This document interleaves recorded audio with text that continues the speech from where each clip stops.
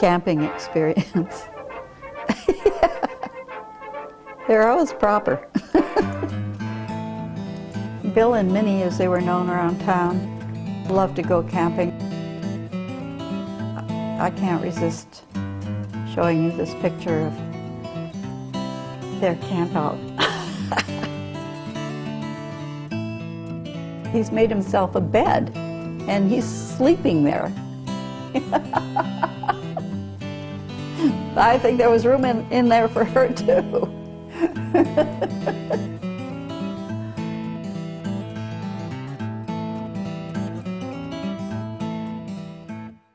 My name is Susan Siddle Woodruff Price.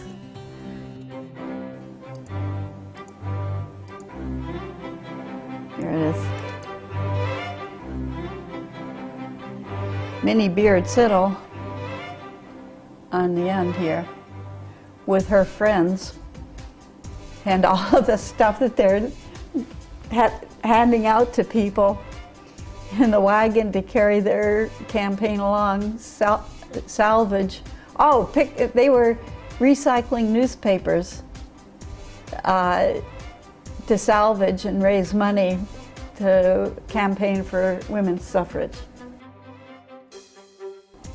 She was at the age when suffrage was passed for women, and so she ran for office.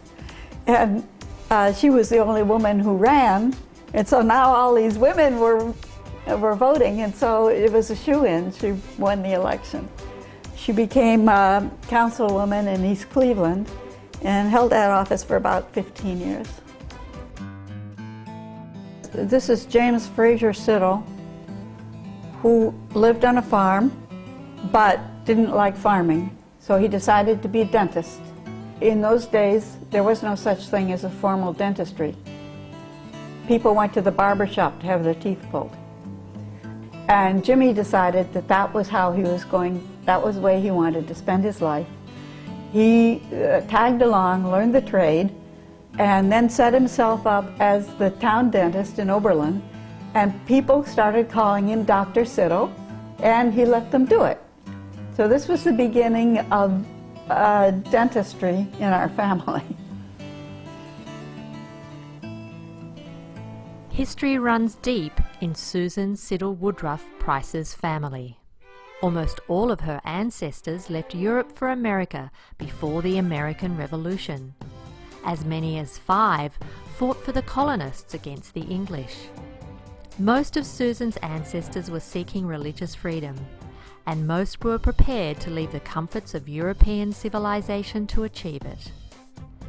Everywhere Susan's ancestors went, they founded churches, or staffed churches, or were ardent supporters of the church.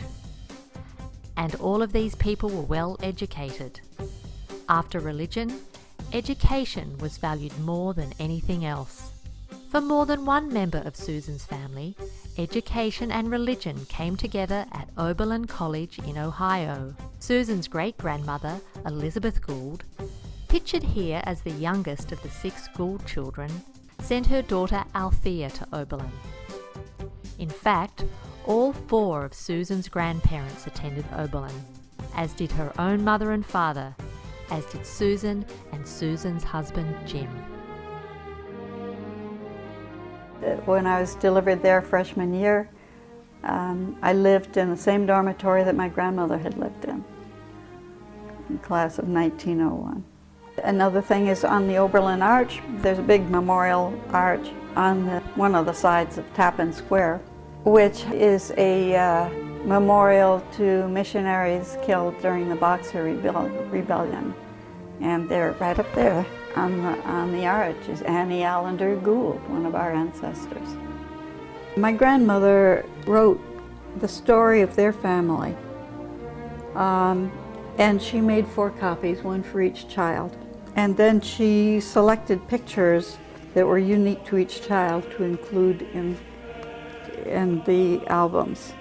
The birthplace where my grandfather was born just looks like a garden shed. I don't know how they lived there.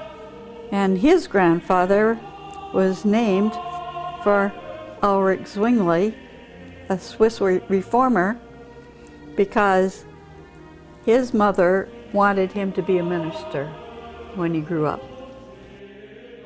These are real people. If I had the opportunity to know them now, I would like them very much.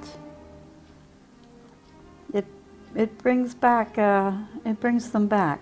Oh, how we danced on the night we were wed. We vowed our true love, though a word wasn't said.